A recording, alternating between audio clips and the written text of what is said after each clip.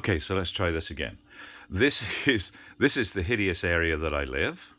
That is my pallet racking bed that I call the cave. These are my bowls for shreddies. I got, I don't know, 20 plus pairs of the exact same shreddy. This is for socks. I just haven't, they're somewhere in there, the socks are.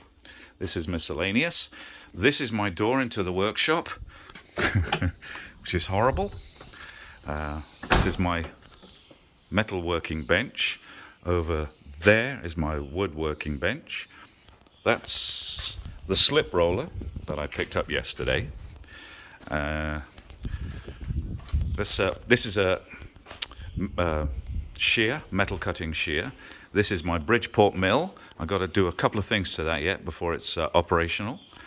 That's my lathe. Same thing. I've got to do a couple of things to that before it's fully operational. I love 1940s tools, and everything here is pretty much 1940s. My 1940s Walker Turner bandsaw, my 1950s Craftsman bandsaw. Then I got 7 of those pillar drills. I just love the shape of them. They're so Flash Gordon. This is my Wilton vise. You see these for sale quite often for $600 to $800. This thing I bought for $100. It's a Beverly shear. It's for cutting metal, and that's worth about $1,200. This is also a shear. It's a rotary shear.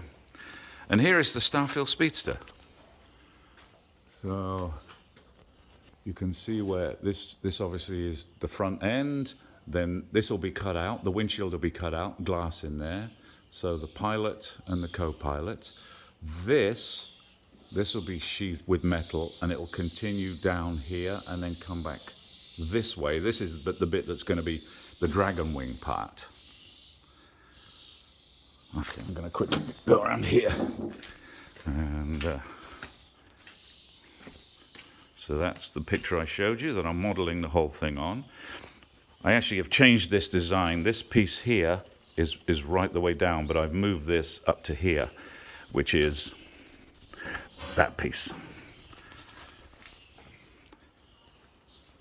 The Starfield Dragon Wing Intergalactic Speedster.